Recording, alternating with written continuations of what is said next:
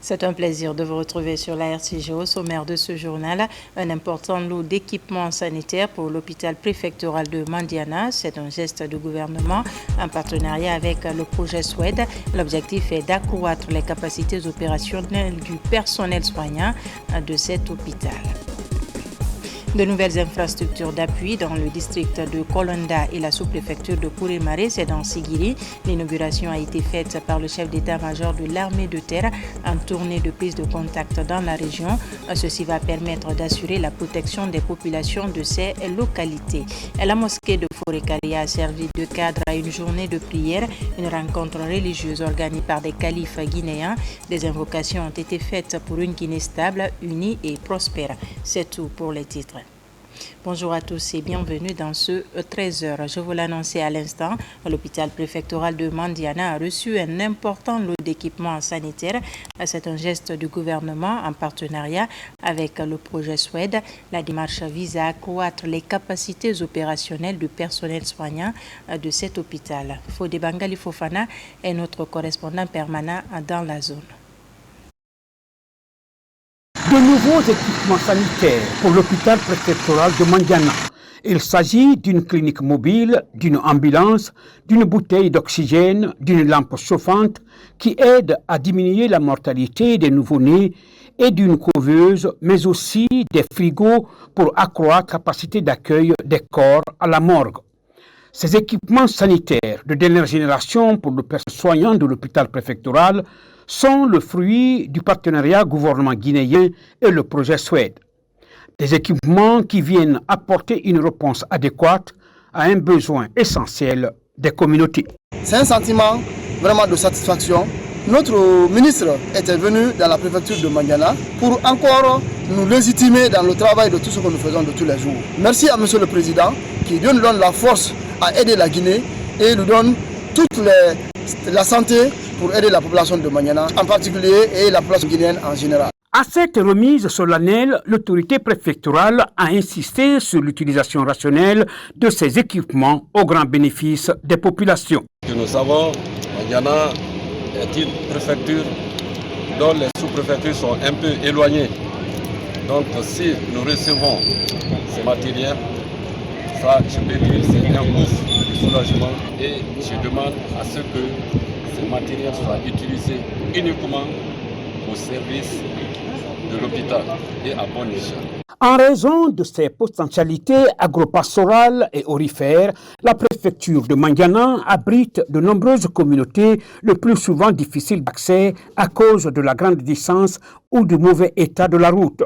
La disponibilité de cette clinique mobile et de cette ambulance à l'hôpital préfectoral constitue un signe d'approchement supplémentaire entre la population et le système sanitaire. Alors, à Régie forestière, l'Office national de contrôle qualité s'active dans le ratissage du marché national.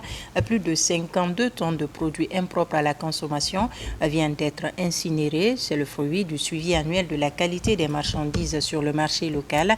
Les opérations se sont déroulées en présence des autorités administratives, forces de défense et de sécurité et les services techniques du ministère du Commerce. Le point avec Lancé Kamisoko.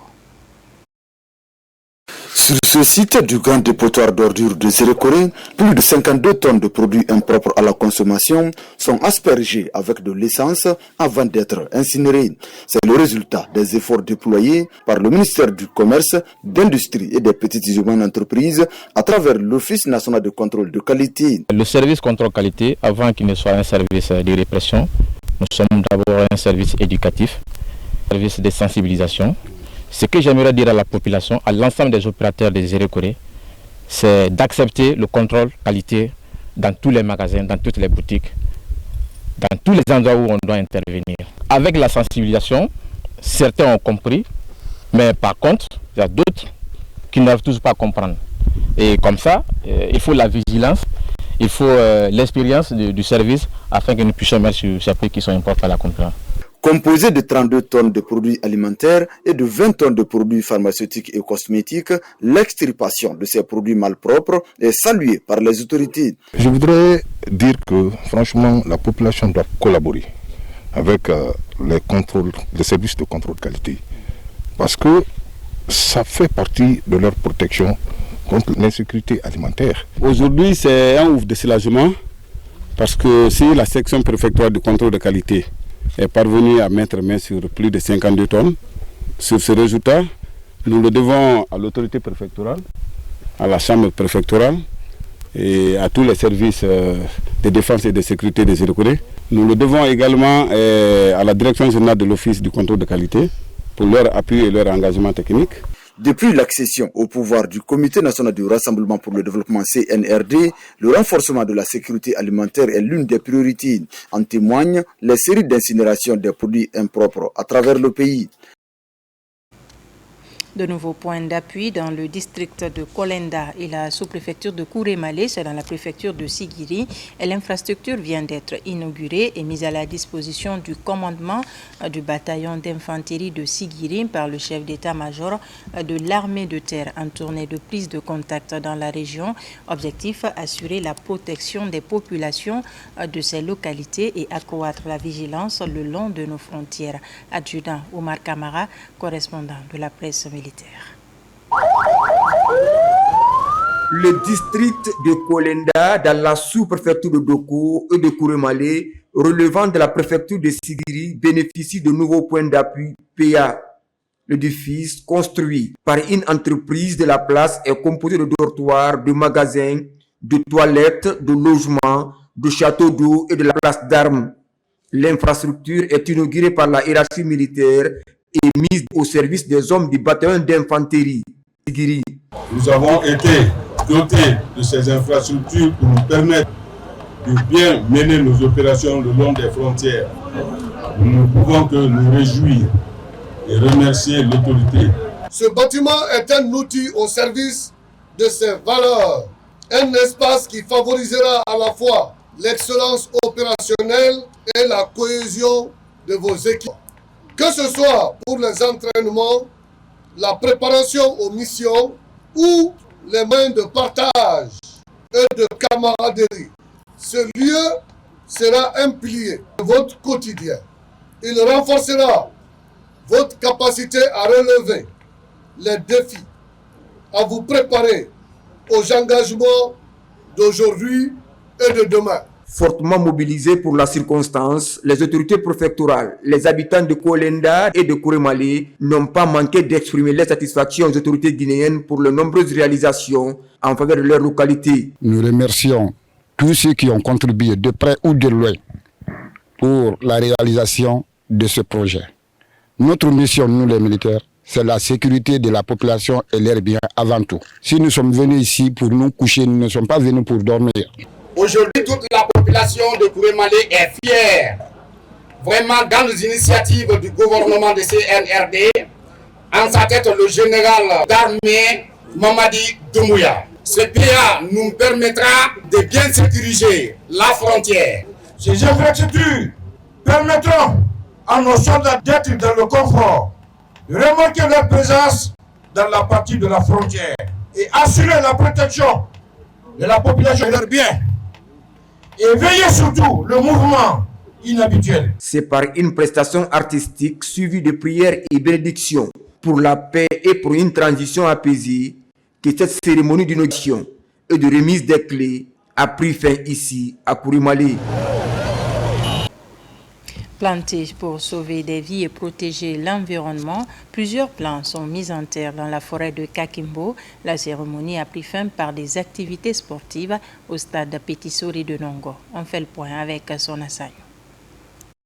Planter des arbres pour sauver des vies et protéger l'environnement est notre défi. C'est sur ces mots qu'a débuté cette journée d'éveil de conscience sur la protection de l'environnement et de la consolidation de la paix à travers le sport en Guinée. C'est une initiative du consortium OPES Guinée et Aprodi qui met en avant le sport au service de la réconciliation et de la protection de l'environnement. Le changement climatique qui affecte de plus en plus la Guinée résulte de diverses causes liées principalement aux activités humaines. Ces actions humaines entraînent la raréfaction des terres cultivables, la pollution des eaux, le tarissement des cours d'eau et perturbent les écosystèmes ainsi que la biodiversité. C'est dans cet esprit de réconciliation que le consortium OPES Guinée et APRODI, en collaboration avec nos partenaires nationaux et internationaux, continue de promouvoir des événements sportifs qui encouragent la paix, la fraternité et l'égalité entre les citoyens de toutes les régions de notre pays. Cette journée a été l'occasion pour le consortium OPES Guinée et APRODI de mettre à terre plusieurs plans dans la forêt de Kakimbo et de distribuer gratuitement des plans et d'organiser des activités sportives au stade Petit Sori de Nongo. La protection de l'environnement, c'est notre engagement commun pour améliorer notre cadre de vie. Vous nous demandez et vous demandez à la jeunesse de s'impliquer dans la promotion du vivre ensemble et de la réconciliation entre l'homme et la nature. Vous avez transmis le bon message.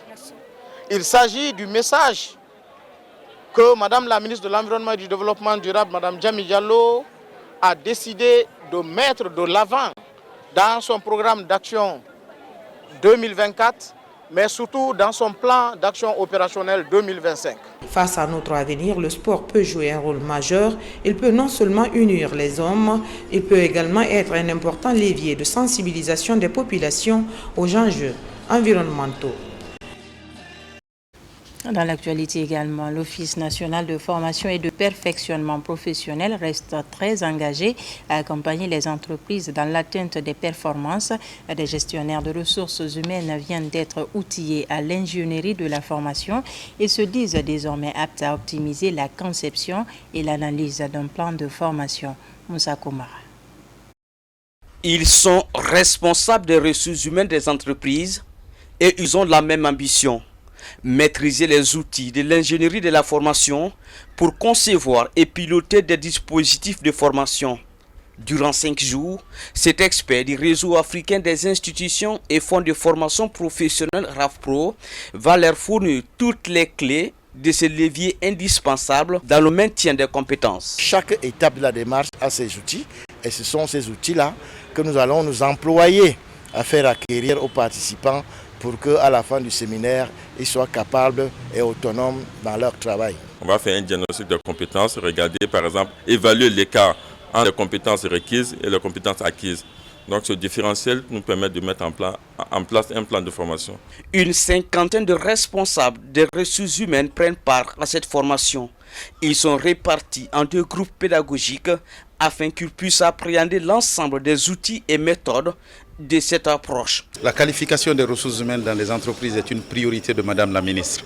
À ce titre, pour que les employés des entreprises soient mieux formés, faudrait-il encore que les responsables des ressources humaines, les directeurs des ressources humaines des entreprises soient qualifiés pour que nous puissions offrir une nouvelle offre de formation aux entreprises et ça tient beaucoup à Madame la ministre et c'est pour cela que nous avons organisé cette formation qui consiste à doter les directeurs des ressources humaines des outils les permettant de faire des diagnostics, des bilans de compétences afin de qualifier le capital humain dans les entreprises. Et cette formation de grande portée, ces responsables des ressources humaines d'entreprises seront capables d'analyser, de concevoir, de planifier et de réaliser une action de formation afin d'atteindre efficacement l'objectif visé.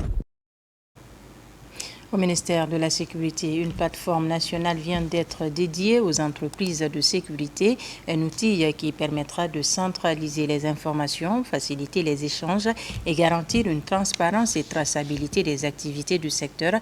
Et c'est dans le souci de dématérialiser ces activités que l'Office de régulation des agences de sécurité et de protection civile a créé cette plateforme. Abdul Karim Kamara. Le secteur de la sécurité privée connaît de plus en plus de réformes. Désormais, un regard neuf est porté sur la gestion transparente et rigoureuse des activités de sécurité privée. Pour garantir cela, une plateforme de gestion est développée par l'Office de régulation des agences de sécurité et de la protection civile. Il y a beaucoup d'avantages liés à cette application. Il permettra aux entreprises de se créer un compte, faire le suivi de leur activité, déclarer les contrats et en même temps suivre les agents de sécurité, la mobilité surtout. L'initiative s'inscrit dans la dématérialisation des activités, une transformation numérique dans laquelle s'engage l'ORASPC afin de moderniser et structurer le secteur de la sécurité privée. Cette plateforme va permettre d'avoir une liste la plus exacte de toutes les entreprises de sécurité et un contrôle exact sur ces entreprises afin de pouvoir rentabiliser un peu sur les différents contrats que nous allons exécuter avec nos différents prestataires. Vu qu'il y a des redevances que nous allons aussi mettre en place au niveau de service trésor public qui passera également au niveau de l'ORASPC, ça permettra, ça encouragera également notre office de régulation à faire plus dans le futur. Et je demande à tout un chacun et aux autres entrepreneurs d'avoir le courage de venir vers l'ORASPC pour pouvoir améliorer les choses qui ne vont pas au niveau du secteur privé. Après cette première présentation, il est prévu une réunion technique comme phase pilote afin de tester la plateforme et intégrer le retour des entreprises de sécurité privée. Et puis 9 cas d'accident de la route, 3 morts et des blessés impliquant des véhicules et des motos. C'est le bilan des festivités de fin d'année 2024.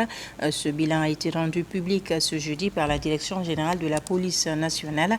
Voici le communiqué lu ici par colonel Morikaba, directeur adjoint du service de communication et des relations publiques du ministère de la Sécurité et de la Protection civile. À suivre.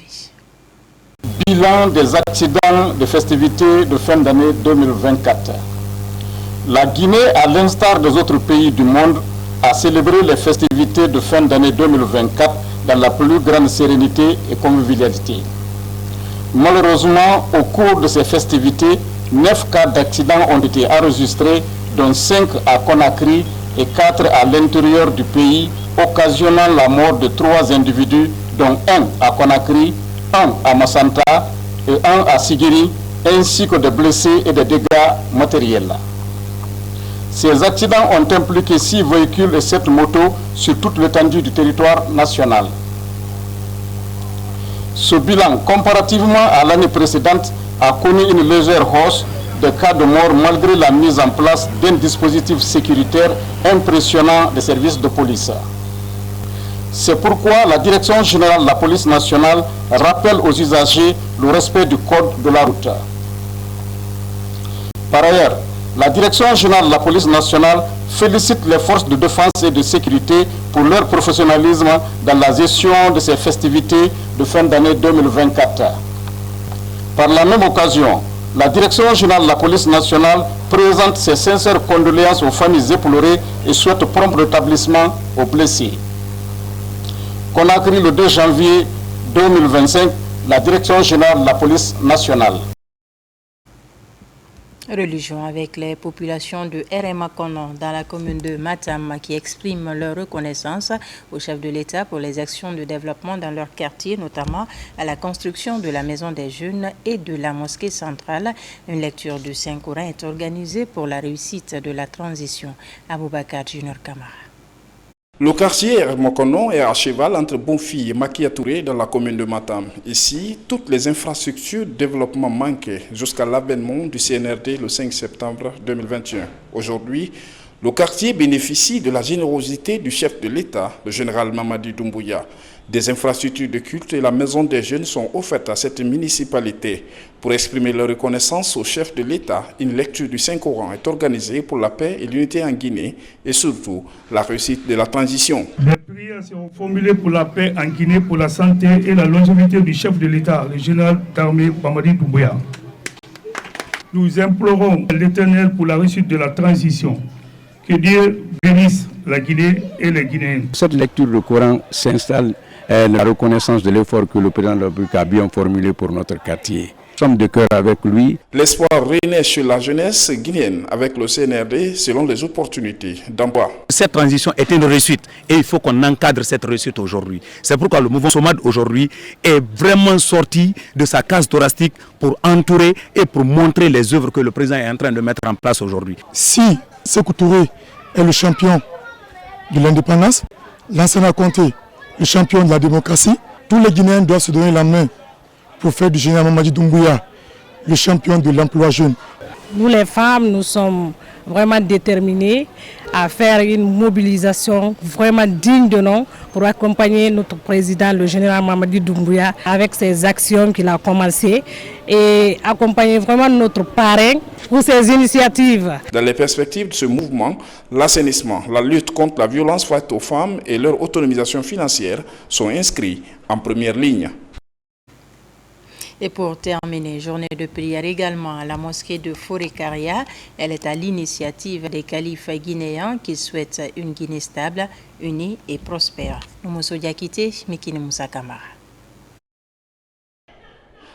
Des califes guinéens posent leurs valises dans le Moya. Ils sont venus prier à la mosquée centrale de Forekaria pour que la paix règne en Guinée. La bénédiction et la prière pour toute l'étendue du territoire, pour la Guinée et les Guinéens. Sans plus tarder, je demande la paix, surtout la paix, rien que la paix. Je demande à tous les niveaux, soit autorité ou bas peuple, tout le monde n'a qu'à consulter, respecter la paix. La paix, sans la paix dans le pays ne peut pas aller en avance. De Guinée. Et je prie pour tous ceux qui dirigent ce pays, à commencer par le président de la République jusqu'au dernier responsable des quartiers, afin que tous, Dieu les guide, les protège et qu'il leur donne les moyens de pouvoir construire ce pays. Ces populations de la cité de Fodé Katibi Touré s'identifient à la gouvernance du président de la République. Elles accentuent les invocations pour la réussite du programme de Simandou 40. Si Beila, c'est le roi, Forekaria, c'est le prince. Parce que ceux qui ont pris à Beila arrivent à Forekaria, est traité à Forekaria. Alors tout le bonheur qui entoure ce processus, Forekaria en tire les meilleures conséquences. D'abord sur le plan du travail, le plan de l'engagement de la jeunesse de Forekaria dans le processus de traitement d'exploitation. La préservation de la paix est une exigence des autorités locales. Elles souhaitent que le pays émerge à travers l'impact des activités minières. Voilà qui m'a fait à ce journal. Merci de nous avoir reçus chez vous. L'actualité se poursuit sur notre site le www.rtgguinée.info. On se retrouve à 17h pour une nouvelle session d'information de la Guinée et notre paradis, terre de richesse et d'innovation.